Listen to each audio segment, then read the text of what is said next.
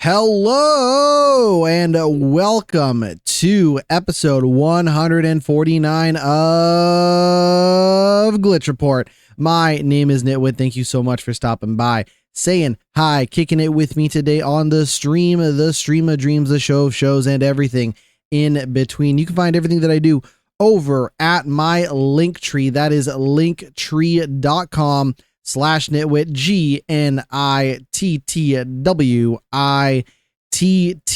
This is a late show, not to be confused with The Late Show, but this is a late show. This is Thursday morning when we are recording this podcast. We are a day late, and for lack of a better word, a dollar short. I don't really understand what that turn of phrase means, but we are late recording this show, but last but not least, doing it before the week is over. I was moving some stuff. I moved a couch. I helped move a TV. Well, I helped. When I said I helped, was I the most emotional support that I could have been? I probably could have been more emotionally supportive at the time, but I did it. We helped, and we can now move on to bigger and better things. There'll be some stuff maybe in the future we'll talk about in terms of maybe a slight break from the show as I do some moving, but you're here, I'm here, we're going to do this right here, right now, and talk about some gosh dang video games. I tell you what. I can't remember the last time I played Fortnite. It would have been sometime last week, maybe this week. I've not played Fortnite in some time. I wonder how things are in some time, as in like a couple of days. I got to get out there and grind my battle pass. I got to get Hank Hill out there shooting the guy from Invincible and Michael Phelps. I don't know who else is in Fortnite. Probably a whole bunch of people in Fortnite. But anyways, we're going to talk video games. This is going to be quite the show. So strap in, because I got a decent amount of news to get to. I have also been playing some games. I've been playing some new games in the form of demos, some unreleased upcoming video games. And I want to wish you a happy Steam summer sale. The Steam summer sale is kicking off now. It is the website is broken. The app is broken because everyone's trying to access it at the same time. I've been trying to load up my my wish list for the last hour, and it's not working. But happy Steam summer sale to those that celebrate. We're going to talk games, but I want to kick things off doing a review roundup for what is without a doubt one of the biggest games to come out this year. A game that has not been on my radar because I haven't played the original game. I'm talking about Death Stranding 2 on the Beach, the new game from Kojima, Hideo Kojima, as you may know him, being put out, published by Sony. This is a PlayStation 5 exclusive game, I believe. Is it on PC? If Steam wasn't so broken, I would tell you.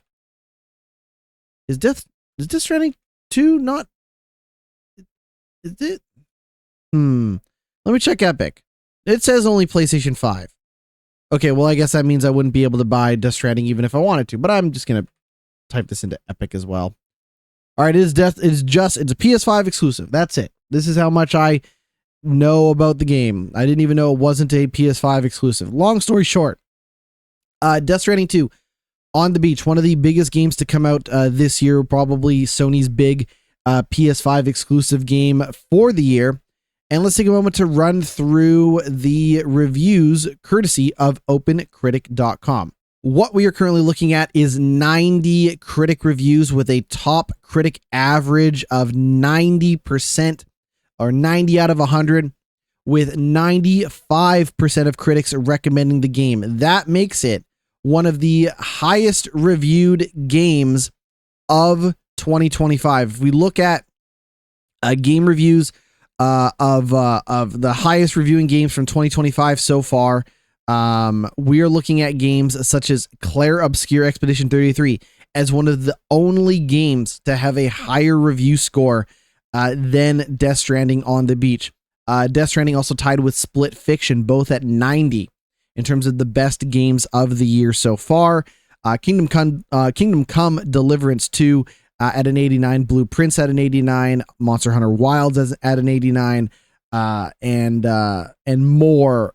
So one of the best games right out of the gate. But what do people actually have to say about it? Let's not talk numbers. Let's talk words if we can. Eurogamer wrote some words about Death Stranding 2 on the Beach, giving it a 4 out of 5, saying a busier, louder, and more emotionally resplendent take on this singular hiking simulator. IGN 9 out of 10, saying Death Stranding 2 on the Beach is a triumphant sequel that emphatically delivers on the promise of its original. Games Radar Plus, a 4 out of 5, saying bosses are spectacularly designed, but often simple affairs. Game Informer, an 8.8 out of 10, saying what keeps me coming back the most, though, and the reason I will continue to make deliveries after publishing this review, is Death Stranding 2's boundless sincerity. The cast is fighting for connection and the future, and I am rooting for them even when I think they're being a little weird. GameSpot 7 out of 10, saying Death Stranding 2 on the Beach is fixated on revisiting past ideas, which limits its impact to being a good but not great sequel. Kotaku does not believe in review scores, but they said a bigger, zanier, but not always better sequel to Kojima's bizarre open world infrastructure simulator. If you are not familiar with Death Stranding 1, I, as someone who has not played the game, is going to try to explain to you what Death Stranding is. Death Stranding is a open world like delivery action stealth game. Like, you are delivering parcels and mail and things like that across an open world, and on top of that, you are also using that delivery service to reestablish connections with the world, like reconnecting, parts of the United States and stuff like that from itself after being separated and isolated and cut off from the world and from itself. You're doing that in the form of like rebuilding bridges and infrastructure that has failed along the way. And it is made by Hideo Kojima and his team at Kojima Productions. Hideo Kojima, if you don't know, the creator of Metal Gear Solid. So for a lot of people, this is a very, very big deal. I had a friend text me and say, GnittWitt, I am thinking about Death Stranding 2, and I'm thinking about just buying Death Stranding 2, having not played the original game, which to me seems a little blasphemous, just because a lot of people like Hideo Kojima. They want to, get in on the ground floor with his storytelling and his universe and all that stuff.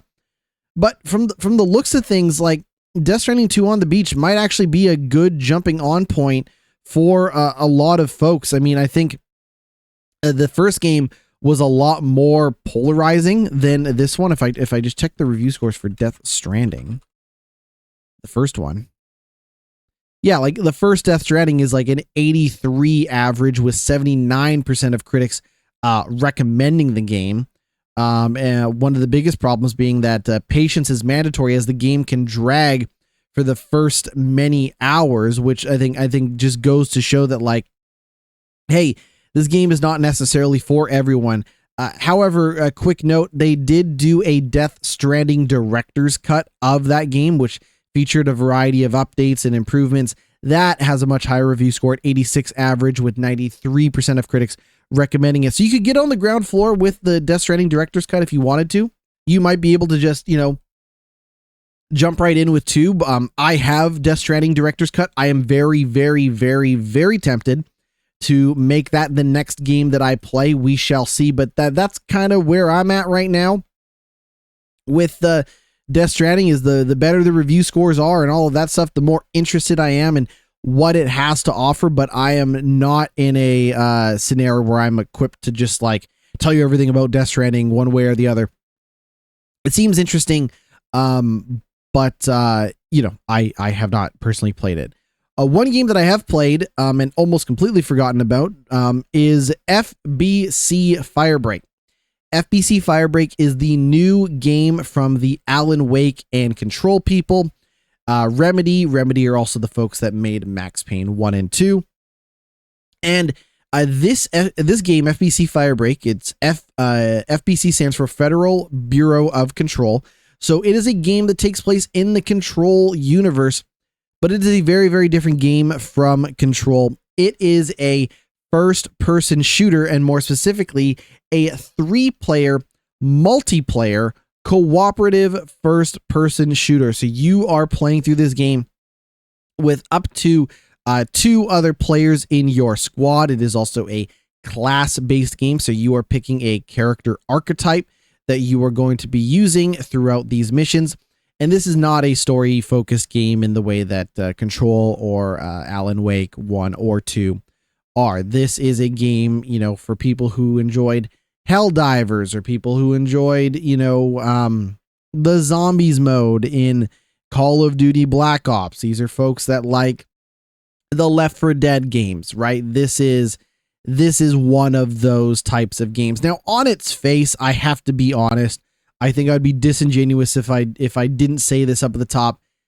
When I think about what I love about, Max Payne 1 and 2, Alan Wake 1 and 2, Control, none of those are, things that I would immediately apply to a first person cooperative multiplayer shooter. Like, it's just, there's nothing really about what I really love about those games, such as the storytelling, the characters, the atmospheres, that I would immediately want to see applied to it. Now, when I play FBC Firebreak, it is very, very accurate in the way that it represents the Control universe and the characters and all of that stuff. It is a weird game the way that Control is a weird game. Unfortunately, like, that weirdness doesn't translate over into being a enjoyable multiplayer first-person shooter at all. Like, I think FBC Firebreak is quite the failure in terms of taking, getting people who are interested in the Control world, or maybe people who are interested in multiplayer games, and kind of merging the two. Like, I truly believe, like, kind of a spectacular failure in that regard. So for me, I went into this game with low expectations, because this is not the type of game that I would have expected from Remedy. It's not the type of game I would be interested in seeing Remedy apply its, unique spin on things too. And in the end, like, it is worse than I even could have imagined. I think FBC Firebreak is a real slog of a game. I think it's very repetitive.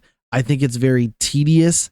I think it's just, even if I was a big fan of, if I was a big fan of Control, I think this would misrepresent what Control is in terms of what I come to Control for. If I was a big fan of, multiplayer shooters, I think it would not take me long to bounce off of this game and go back to maybe another game that I'm playing with my friends, or maybe find another game. Like, I think this game is pretty bad. And looking at, like, people's kind of opinions and people's reviews of the game, I seem to be leaning a little harsher towards the game than others. Like, other folks are like, it's okay. It's just a little whatever, like, half baked, whatever.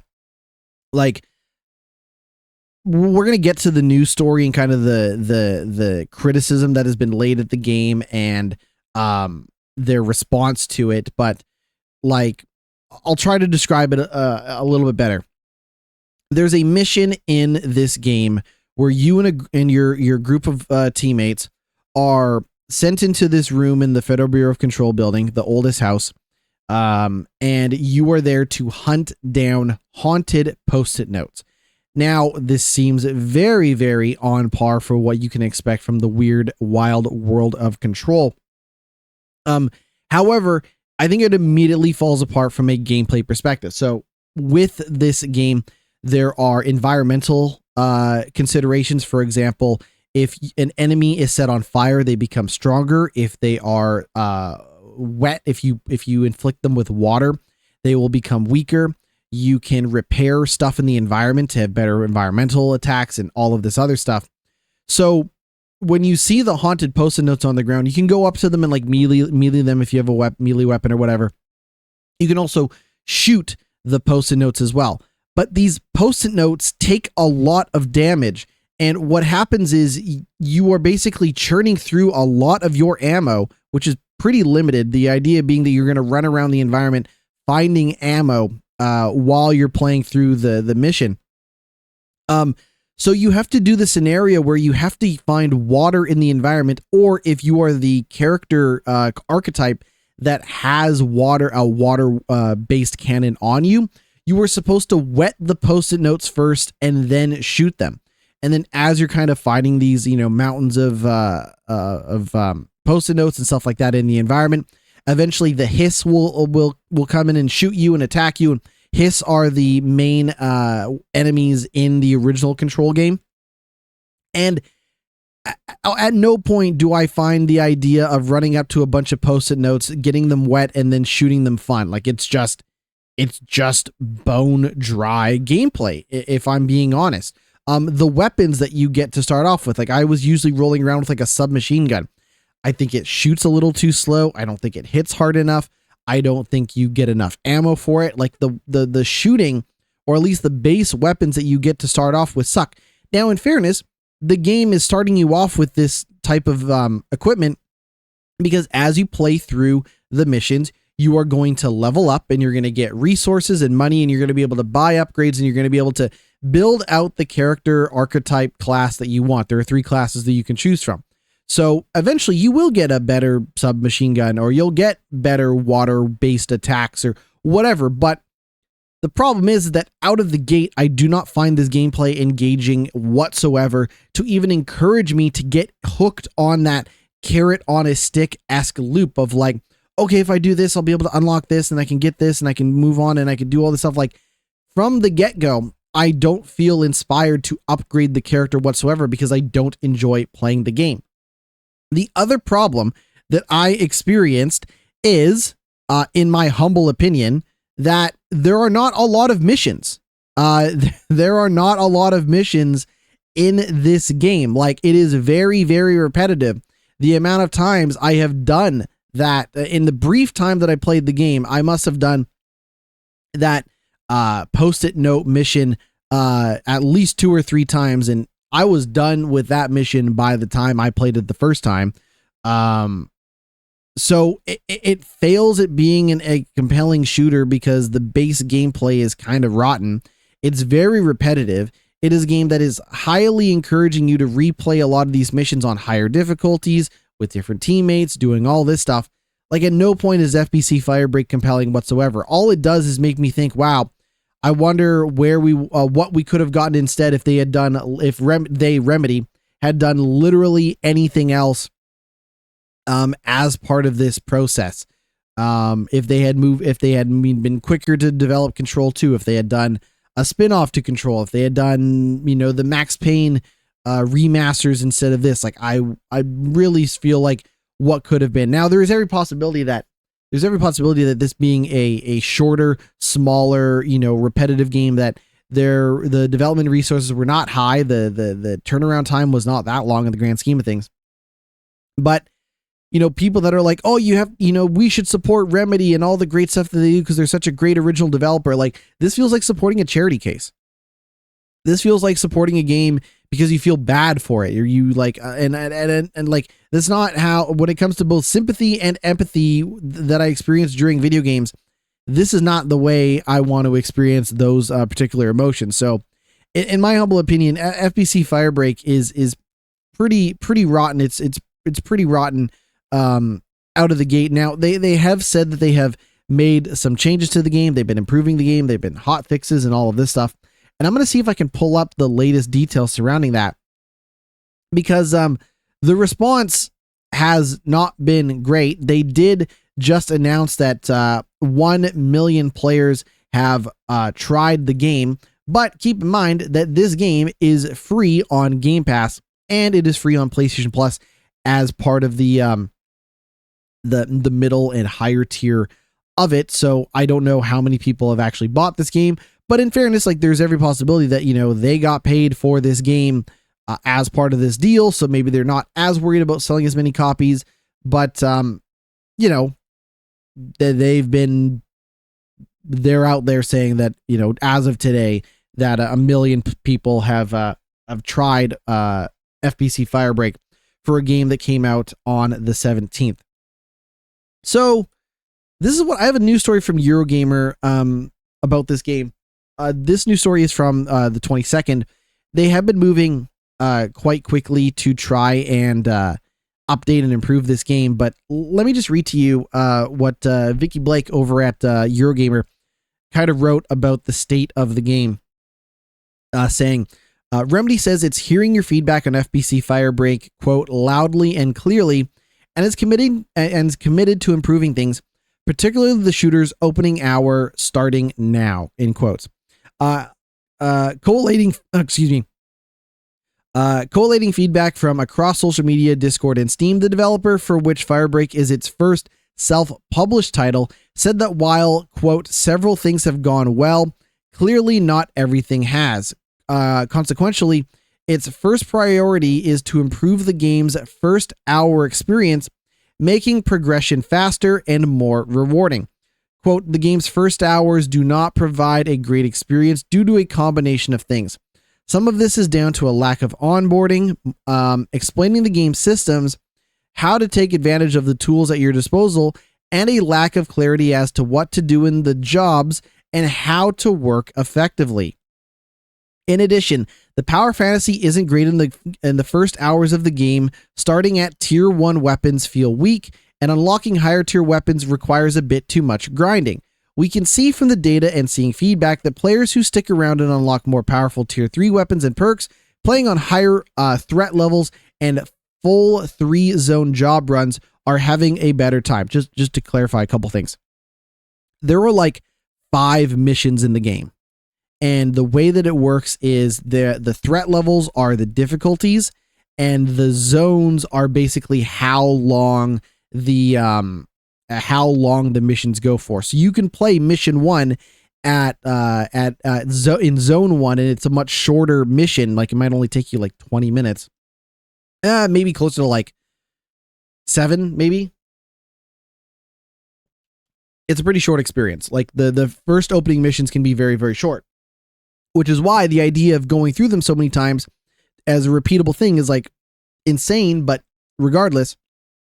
So you can do like easy, medium, and hard difficulty for all 5 missions. And then within that, you can also do zones. It's the other way around. The zones are, there are 5 levels of difficulty for the missions. And then there are zones for basically how big and how long the mission is. So you can do a very short, very hard mission. You can do a very long, very easy mission, and vice versa. You can mix that up. And then, as you are playing through it, you're earning experience and currency, and you can get better weapons. And like I said, the first starting weapons suck fucking shit, but they seem to be addressing that. Continuing on, because of this, Remedy says it wants to get you to the run faster, which also means getting us to the better tools and weapons. With better onboarding, user interface clarity, and making jobs easier to access, the studio thinks we'll get a more rewarding start. They also said, we hear you, the grind is too slow. You want to try different builds, equip stronger weapons, use altered augments and experiment with perks. Right now, getting to that takes too long. They said, the upgrade economy was balanced with players finding a good amount of lost asset currency during the jobs, but as the currency does not particularly stand out from its environments, players completely ignore them and are thus earning lost assets roughly 3 times slower than hoped. Then, players do not earn lost assets unless they finish a job. If you exit a job midway or are disconnected, you'll get nothing. That's frustrating. We are looking into what we could do about this, but there are no changes to announce yet. And I'm just going to say this. None of that's good enough. Like, I already put in some amount of time into FBC Firebreak. They're going to have to give me like a damn good reason to give this game another shot. I don't know if I still have it installed on my PC. Let me see if I have it installed on my PC or not. I don't. I uninstalled the game. Now for full clarity, I dropped this game very quickly. Like it did not take me long to be like, ugh, I don't like this. So I'm just going to maybe quickly clarify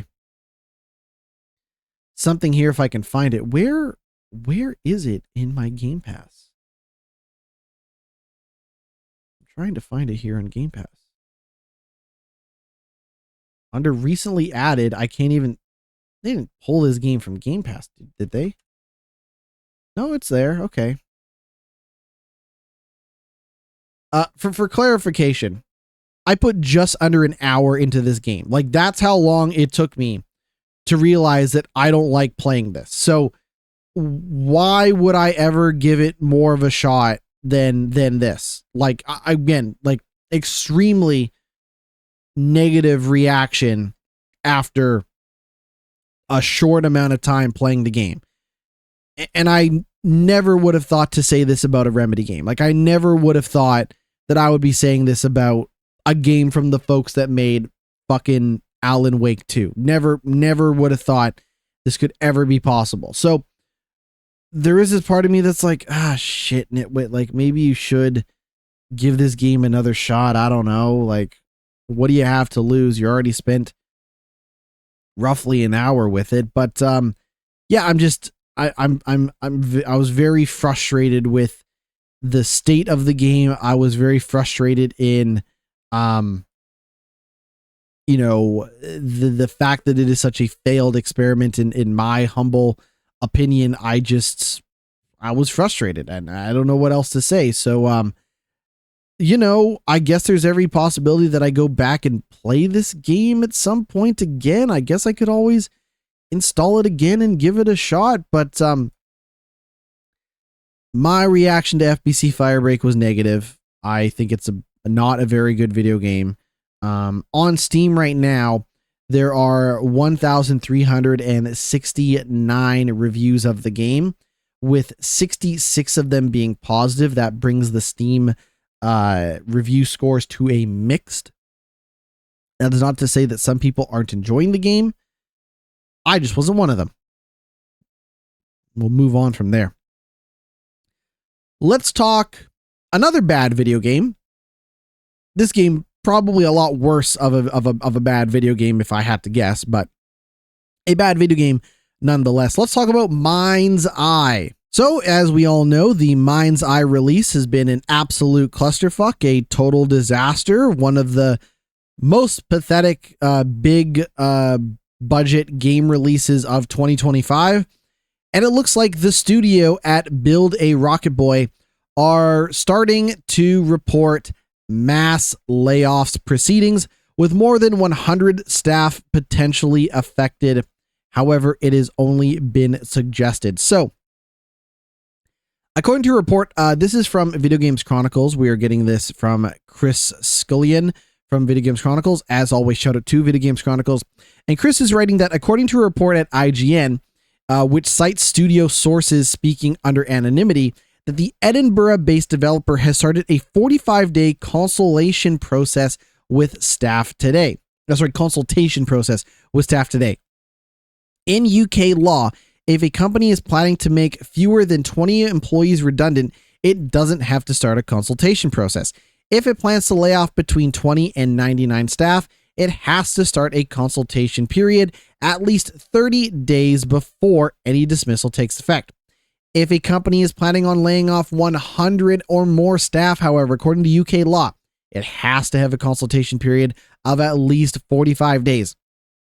Given that this reportedly is the length of consultation period that Build a Rocket Boy started, it appears that at least 100 employees of its 300 UK-based employees could be facing redundancy. The studio also has 200 further staff overseas. 500 people. At 500, 300 in the UK, 500 more overseas. That is a huge studio. Since the release of Mind's Eye on June 10th, social media has been flooded with videos of the game's technical issues and bugs. The situation has deteriorated to the extent that PlayStation has been refunding multiple players, a rare occurrence that previously took place during the troubled launch of Cyberpunk 2077, before it was pulled from sale entirely. The studio said it was heartbroken over an apology The studio said it was heartbroken during an apology released maybe a small typo, released earlier this month, saying it was fully committed to ensuring all players have a great experience. The Metacritic score currently stands at 38 for the PC version and just 28 for the PS5 version, making it its lowest rated game on Metacritic so far this year and significantly lower than any game on Metacritic last year too. In an interview with Video Games Chronicles earlier this month before the game's release, Mind's Eye assistant game director Adam Whiting told us that while Build a Rocket Boy was working on both Everywhere and Mind's Eye, most of the staff were focused on the latter. Saying, while we've got a big development team and part of the team was focused on Everywhere for a while, probably a larger part was always focused on Mind's Eye.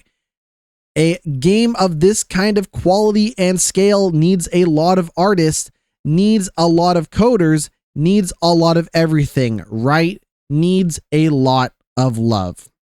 And look where that love got them. Vicky Blake over at Eurogamer also writing about Splitgate 2 developer 1047 Games, who is laying off a small group of valued staff. The co-founders say they will not draw a salary until the next phase of the project.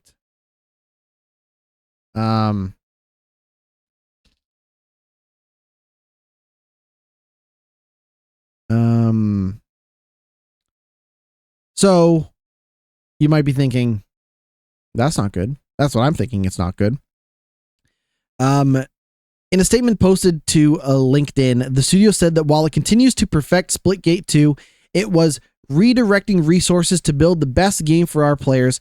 It did not clarify just how many developers were impacted, but co-founder Ian Prolux and Nicholas Bagmian will reportedly not be drawing salaries as the team locks in to deliver the next phase of the project. Now, just to clarify, rumors are that Ian and Nicholas have parents who have set up trust funds for them. They're quote unquote. Rumors are that Ian and Nicholas are quote unquote trust fund kids that might be coming from wealth and rich families and stuff like that. I'm not here to judge one way or the other, but rumors are that these two do come from significant wealth and have trust funds already set up for them, which might explain why they are able to not draw a salary as the team is looking to improve the game. I cannot confirm one way or another. That is just a rumor that I said. I am spreading rumors. I understand I'm spreading rumors, but this is what I have heard.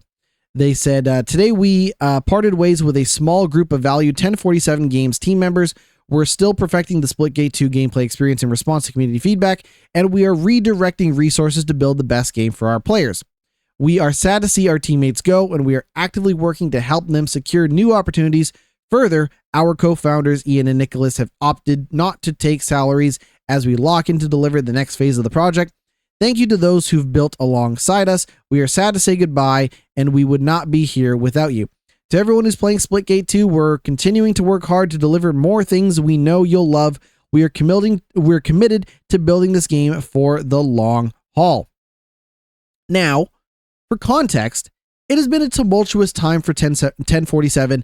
Last week, Ian apologized for causing division in the community following his controversial Summer Game Fest appearance in which he wore a Make America Great Again style hat that said Make First-Person Shooters Great Again while on stage, just days after the studio apologized for a $145 cosmetic, slashing the cost to $40 and refunding the difference to players who had already purchased the game. Now, I believe that might be $145 in European funny money. But let me just see if I can confirm that. Oh,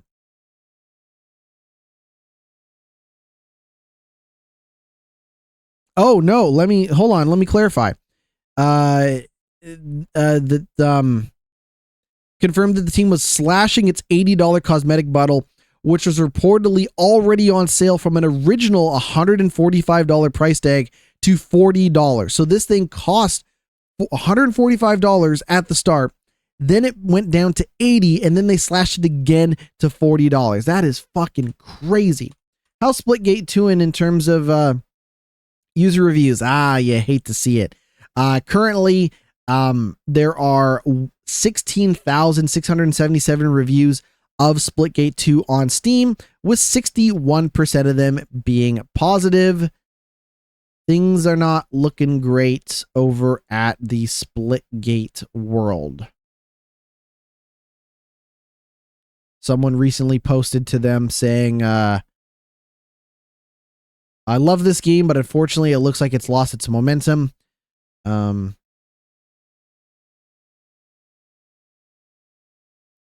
Someone wrote this: the idiots launched this game by advertising with a battle royale game mode, making people think this game was just another battle royale.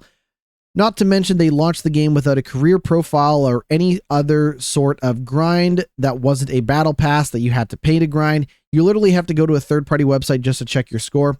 There's absolutely zero reason to grind this game unless you want to pay for a crappy battle pass with some of the worst looking cosmetics I've ever seen in a live service game.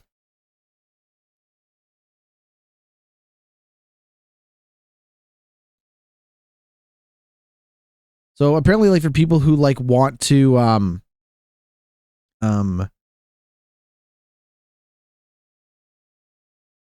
that basically people who want to like check, for multiplayer games, they want to check their stats, they want to see the scoreboard, they want to see, how many kills they've gotten, how many deaths, how many assists, all this stuff. Like, apparently the stats aren't even in this game.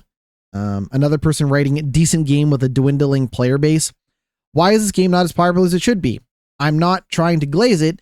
It's got a lot of flaws, but it also objectively hits all the right boxes to appease gamers, which is this is somebody like a community person, like a player of this game wrote this on Steam saying that it has all the right boxes to appease gamers, which in fairness is a very vague and often moving target, but whatever. They all go on to say a lot of things they complain about that are missing from modern games are found in this game. There is a great amount of game modes to try. There's even a level creator built in with the ability to upload and download custom maps and host servers with these maps. Granted, I don't think it's full on dedicated server hosting, but you can launch a lobby on Nuketown and do free-for-all deathmatch. The gunplay is solid. Nothing crazy, but absolutely solid. It's very akin to Halo 5, which may not be the best complement, but has a lot of that arcade shooter charm. There are a lot of flaws, but most are completely ignorable. The store is crazy expensive, but you are not required to spend a single penny on a free game. If you are strong-minded, a cosmetic-only store does not bother you at all. If you are the kind of person to spend money in free games, then I can see it being an issue, but literally just ignore it. Never click on the store tab and you'll be fine. I guess what I'm trying to say is that I feel like this game should have way more players. It's got everything people have been wanting in shooters, yet no one plays it.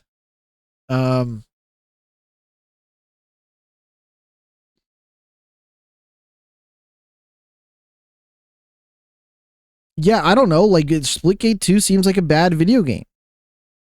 And it is slowly, and for a free-to-play game, it is slowly crumbling around itself and taking the developers with them. So as always, like, I wish folks the best of luck at 1047 Games, but I feel like your co-founders and CEO really shot themselves in the foot by first marketing the game with a new Battle Royale mode at launch, and then on top of that, wearing his fucking make first-person shooters great again hat. Like, they could not have stumbled as fast and as quickly as they could, even if they tried. We're going to take a break. When we come back, we got some more news. All right, stick around. We ain't going anywhere. We are back. It is the Glitch Report podcast, going strong, talking about video games, and news story coming out here. We kind of talked about Xbox's plans for next generation hardware. We are already out there talking about next generation of hardware. If you just bought a PS5 or Xbox or whatever, enjoy it. Like, no, there's nothing stopping you from enjoying it, but more and more talks about what the next generation of consoles are going to be, and Microsoft kind of already putting that into practice to some extent with something called a new aggregated gaming library. I'd like to talk to you more about it here. Pulling this up from Wesley LeBlanc over at Game Informer. The new Game Informer is up and running. And I'd like to talk to you about the aggregated gaming library. Revealed in a new Xbox Wire blog post, Xbox insiders enrolled in the PC gaming preview can get the first look at the aggregated gaming library, which is going to be available in the Xbox PC app for Windows 11 computers and handheld devices starting this week. Microsoft says this new library feature will be available this holiday with the Xbox Ally devices. With this feature, users will see their Xbox library available Game Pass titles and all your installed games from other PC game stores in an aggregated library. That means that games from Xbox, Game Pass, Battle.net, and other PC storefronts like Steam can be found and launched from the single library within the Xbox PC app.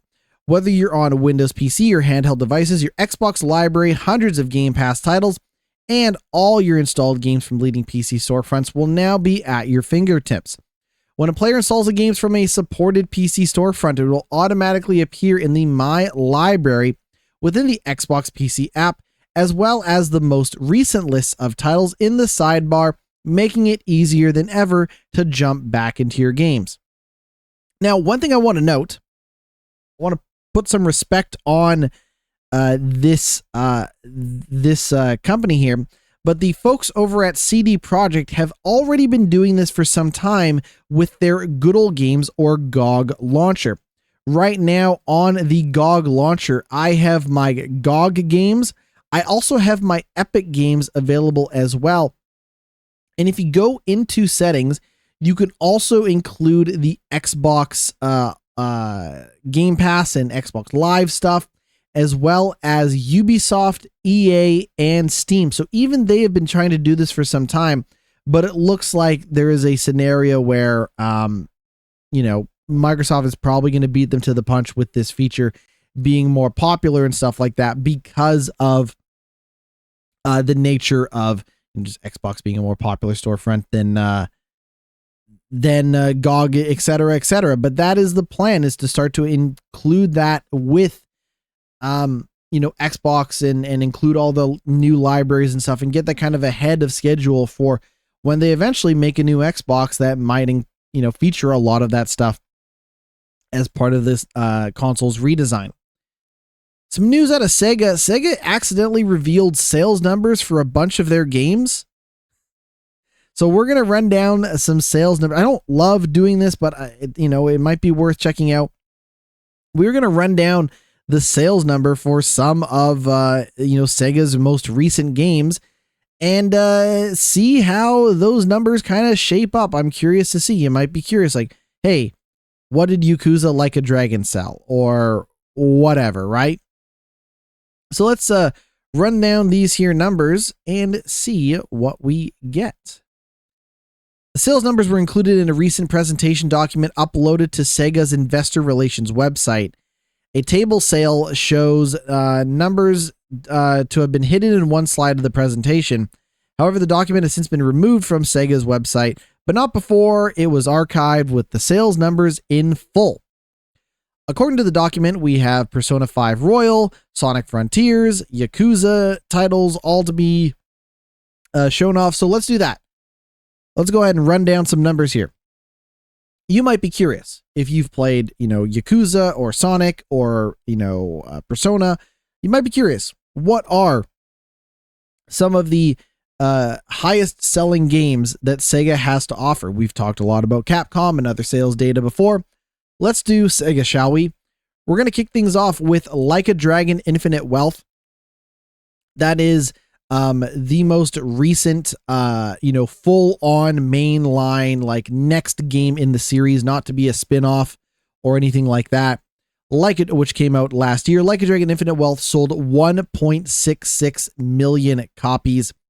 Like a Dragon, The Man Who Erased Their Name, which is the kind of spin-off of Like a Dragon, Yakuza, sold 96,000 copies. Persona 3 Reloaded, that is the remake of Persona 3, sold 2.07 million copies. Sonic Superstars sold 2.43 million copies. Sonic Frontiers, that was the 3D open world Sonic game, sold 4.57 million copies. Total War Warhammer 3 sold 2.34 million copies. Shin Megami Tensei 5, including Vengeance, sold 2.11 million copies. Yakuza Like a Dragon, that was the first Yakuza to feature the Like a Dragon name in North America. That was when they made the switch over to the RPG turn-based systems. That game sold 2.86 million copies. Persona 5 Royal, including the remaster version, sold 7.25 million copies. That is a crazy number. Team Sonic Racing sold 3.5 million copies, and Total War 3 Kingdoms sold 3.21 million copies. Now, here's the crazy thing about all of this, is they just someone just uploaded the entire document. Like if you really wanted to see some crazy looking stats and numbers, like you can if you would like. The other thing to note is that they don't have sales data on this for Pirate Yakuza in Hawaii, but they did say that Metaphor ReFantazio sold 2 million copies, and that Sonic X Shadows Generations sold 2.3 million copies. What else do we have here? I'm kind of scrolling through this, and it's very, very weird. Oh, they talk about, we have a Sonic 4 movie scheduled to come out in 2027. We have a Angry Birds 3 movie. Remember, they bought the Angry Birds people. That is supposedly coming out in 2027. They have a Golden Axe movie in development that is to be determined.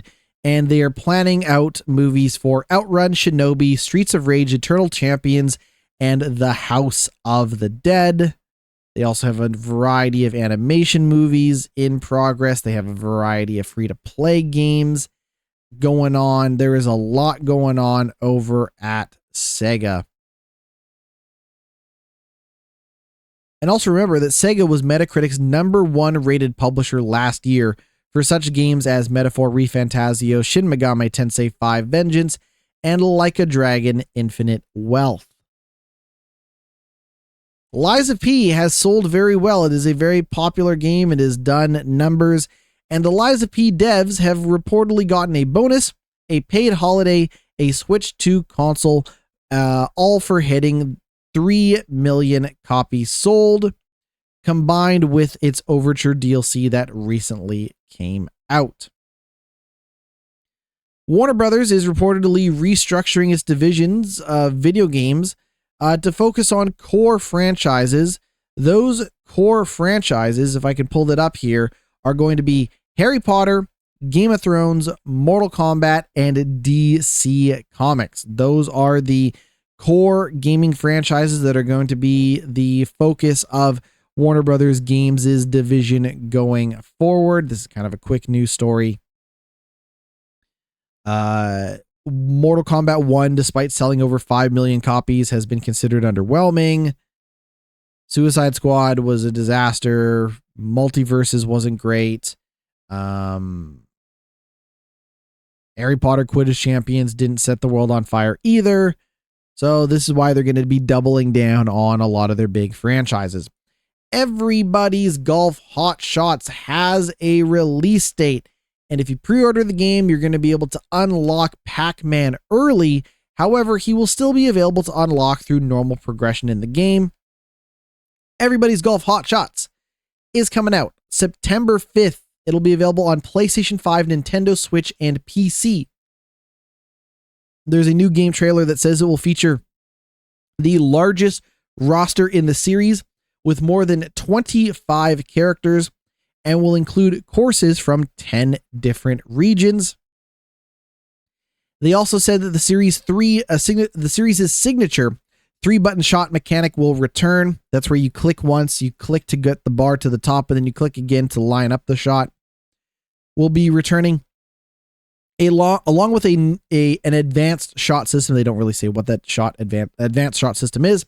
Homing and rising shots will also return, allowing players to use special techniques to increase their chance of holing out. Players will team up with a caddy on the course and build trust with them that will unlock more tips and activate support skills.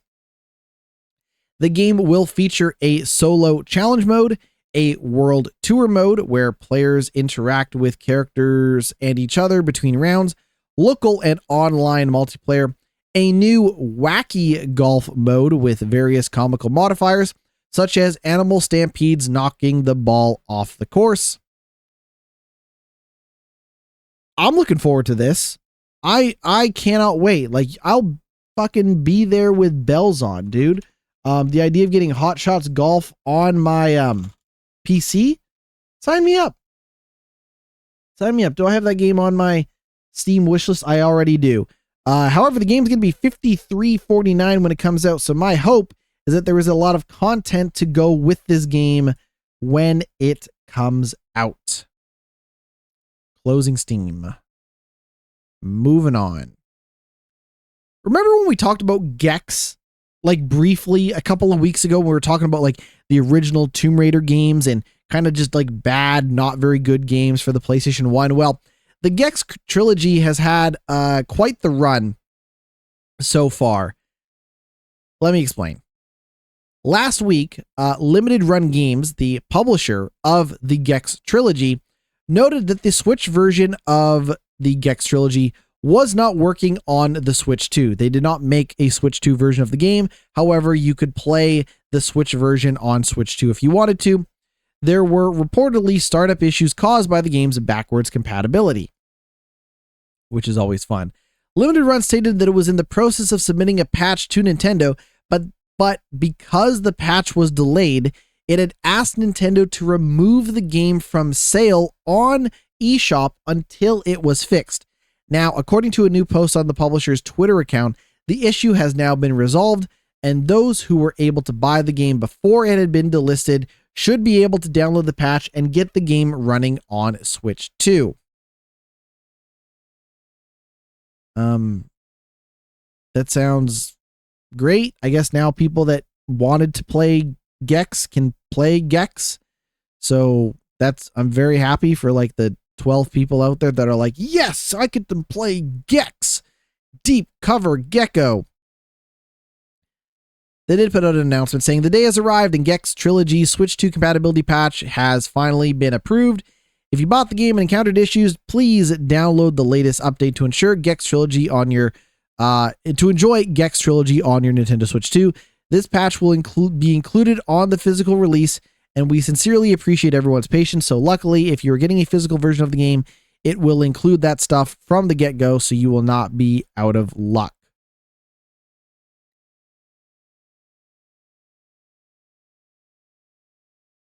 Last week, Limited Run had noted that 12 of its previously released Switch games weren't working on the Switch 2, but have now been fixed with the console's recent firmware update. You know, great. You can play, if you want to play Gex on your Switch 2, you can now. This could have larger implications, larger ramifications, whatever you want to say, but I want to cover this now because I think it's interesting. Netflix. If you know that Netflix has mobile games that you can play for free as part of your Netflix subscription, you can download games like Hades and Braid and Monument Valley and a variety of other games to your Netflix, to your iPad or iPhone or whatever, through your Netflix account if you'd like to. Until now, Netflix is going to be delisting 20 plus mobile games next month, including such titles as Hades, Braid, and Monument Valley. Titles set to be removed from the service, first spotted by Engadget. The majority of the games will be removed on July 14th, but the dates vary because Hades, for example, will be delisted on July 11th. On July 1st, excuse me. I am dyslexic.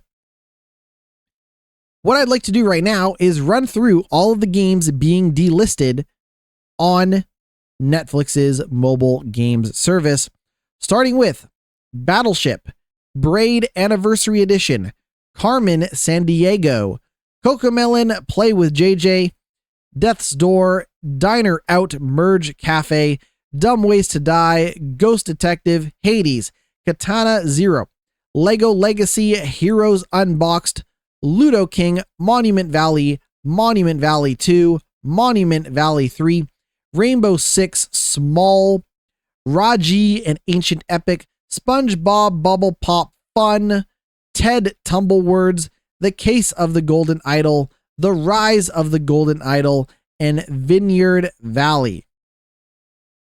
The company started rolling out mobile games in 2021 and offers subscribers a selection of games that can be downloaded on iOS and Android stores via the Netflix app. The majority of the mobile games offered through Netflix are exclusive to the service, meaning that most games set to be removed aren't available on the iOS App Store or Google Play in a non-Netflix form. Earlier this month, it also delisted Point P, a Devolver Digital published mobile game exclusive to Netflix that was nominated for a number of Mobile Game of the Year awards. While it's not clear how many of the delisted games will be re-released on iOS or Android outside of the Netflix app in the future, Devolver has confirmed to Verge that it's in the process of trying to bring its Netflix exclusive titles to the App Store and Google Play as soon as possible. Which begs the question, is Netflix getting out of the mobile games space? What is going on? They had made so many investments, they bought so many developers, they got so many exclusives, and now they're just kind of pulling out, or at least halfway pulling out. Listen, I don't know a lot about the pull-out method, but if you're going to pull out, you got to pull all the way out. You know what I'm saying? I'll keep you updated if we find out any more. Speaking of keep you updated if we find out any more, Xbox is reportedly planning another round of major layoffs next week. The job cuts are part of a company-wide reorganization, sources say. This is according to a report from Bloomberg. I'm getting this from Video Games Chronicles, which cites sources familiar with plans speaking under anonymity that the company is set to conduct a round of layoffs next week as part of a company-wide reorganization. Bloomberg had previously reported that Microsoft's plans to cut thousands of jobs next week were mostly consisting of its salespeople, but it now appears its gaming division will also be affected by layoffs. The report notes that this will be the fourth major round of layoffs at Xbox in the past 18 months. In January 2023, the company confirmed plans to lay off approximately 10,000 employees, affecting around 4.5% of its workforce. While these layoffs covered Microsoft as a whole, it has then been reported that Bethesda Game Studios had been affected by them, that 343 Studios had been seen significant number of layoffs as well. A year later, it was confirmed that 1,900 staff were also being laid off across Activision Blizzard, Bethesda, and Xbox. Then in September of 2024, we also saw 650 jobs being cut as well. And now we can expect some more. Now, what I'd like to do is we haven't been to the site in a while. Let's see if we can find it.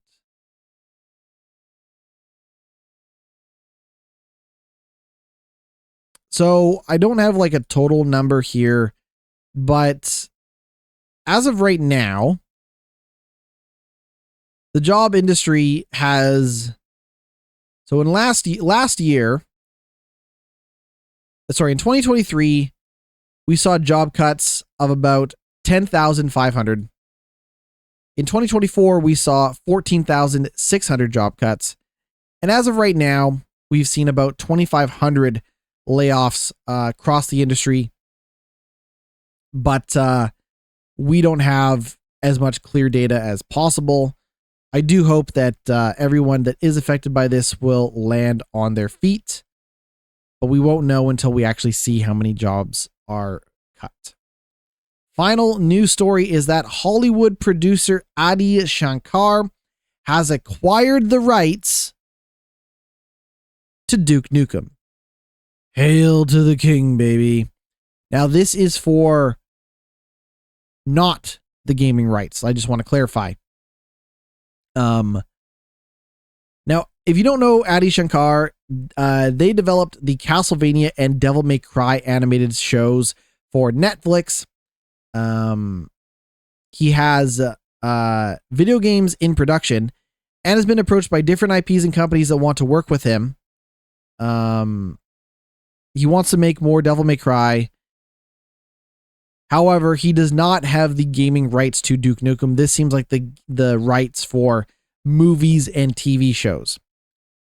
Nothing else like to be confirmed. Like he hasn't said, hey, we're going to make a Netflix like animated show for Duke Nukem or whatever. But basically this guy is thinking that he might be able to do something with the Duke Nukem franchise in regards to movies or TV. Now I'm just going to say this. I think a Duke Nukem movie or TV show would be bad. I think an animated Duke Nukem TV show would also be bad. I think anything with the Duke Nukem name on it would be bad. However, I'm just going to say this, and maybe you're going to think I'm crazy, maybe not. If you're going to get someone to play Duke Nukem, get John Cena. I think John Cena has what it takes to be Duke Nukem. I'm not going to say that anything related to Duke Nukem with John Cena's name on it would be good, but I think that John Cena would be capable of delivering a decent Duke Nukem performance should he be cast. Now, this was news that I forgot to grab, but there's rumblings of the new Street Fighter movie. You know, the new Street Fighter movie. Everybody knows about the new Street Fighter movie. Anyways, it has been confirmed that Curtis 50 Cent Jackson is going to be in the new Street Fighter movie, with reports that he will be playing Balrog the boxer who serves under the villain M. Bison. Now, just to remind you, we have such people in this movie as Andrew Koji, Noah Centineo, Jason Momoa, Roman Reigns, and Orville Pack. It also was confirmed that Kalina Lang, who was in Steven Soderbergh's Presence, will star as Chun-Li. We got some. This could very well be a movie that actually comes out. This could really be a movie that comes out. You could argue that this is kind of like stunt casting, the same way that like them casting Kylie Minogue as Cammy in the original Street Fighter was stunt casting. But you know what? I think 50 Cent's an okay actor. I enjoyed his work in the video game 50 Cent Blood on the Sand, where he would shoot people and say things like, "Where's my motherfucking skull? Oh, you a bitch now?"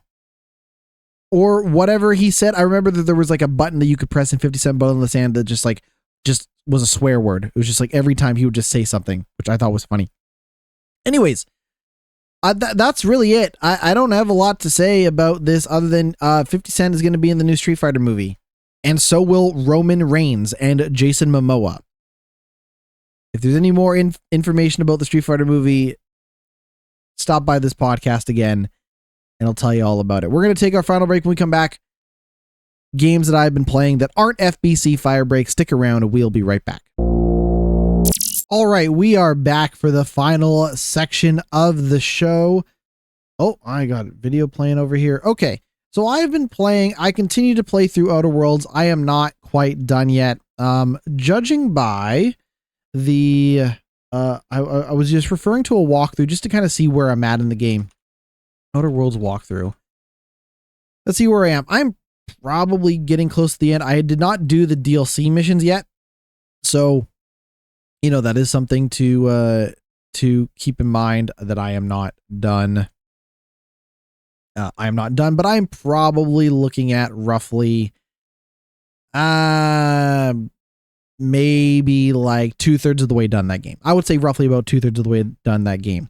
I don't have a timer count. I want to say like 17-ish hours into the game, give or take. So I'm cooking, I'm making progress, but I'm not completely done the game just yet, if I'm being honest. It might take me another week or two to get through it. We'll see. I have been playing another game, though, a demo that was part of Steam Next Fest, a game that is coming out on July 22nd. It is a game called Hellclock, and it is a kind of an isometric action RPG, an emphasis on shooting from what I can see, because that was kind of the only thing that I have been using is guns in the game. But it's an isometric kind of, top-down action RPG. And I have been really, really enjoying it so far. I think it's got a really neat art style. I think it's got a really great look to the game. And I think the voice acting is really, really good as well. How can I describe Hellclock? It is a game based on a real historical event that happened in the 19th century. Canudos, I hope I'm pronouncing that right. How can I kind of describe this game? Canudos is became a place of refuge for thousands when its people defied the new republic and faced brutal retaliation, leaving 250,000 people dead. If you are not familiar with the history of Canudos, it was a conflict between the first Brazilian Republic and the residents of Canudos, taking place between 1896 and 1897. So this is a game that kind of takes place during that time period, based on real history from the world. You play as Paju, a warrior fighting to rescue the soul of the counselor, who is his fallen mentor. And basically it is a game in which you are going through kind of dungeons and this demon, underworld, shooting demons and killing and enemies and all of this stuff in an action RPG standpoint, where you are, earning gold that you can spend when you're in the dungeon to level up your abilities and things like that. You will also earn experience points while you are in the dungeon to level up those abilities as well. So you can do things like, oh, I have a skill that is like a rapid fire of my pistol, kind of turns my pistol into like a machine gun. And oh, now I got an upgrade that gives it like 40% extra damage while I'm in the dungeon. And then you'll come across like gold that you'll get, and you can use that gold to like give you 5% extra health or, cooldowns of your skills and abilities and all that stuff. And then once you get out of the dungeon, you will find currency that you can use to basically buy permanent upgrades for your character. So like I found I was able to basically get a gun that gives me, plus 600 damage while I'm in the dungeon. So you are earning upgrades and currencies in a roguelite fashion while you are in the dungeon. So the upgrades and stuff that you get only work while you're in the dungeon. Once you are out of the dungeon, you are using currency to buy new abilities and weapons and stuff that will make you more powerful when you enter the dungeon. So it's a scenario where you're leveling up in the dungeon, and then once you die, the stuff that you have earned will be able to get you more powerful abilities and weapons and unlocks for when you re-enter the dungeon. That's kind of the loop of the game. I think it is a pretty nice looking game. I like the art style, very inspired by something like a Hades, but I'm cool with that. Again, it is one of these types of games, but I think it's got a nice art style too. I think it's got a good look to it. And you should definitely keep Hellclock on your radar if you haven't done so already. I'm playing through the demo. What's nice is that the demo will allow me to carry over my progress for the game when it comes out July 22nd. In 3 weeks, I'm looking forward to checking out that game. But yeah, just want to say, if you have not seen Hellclock, you should definitely check out Hellclock. It is a really cool looking game.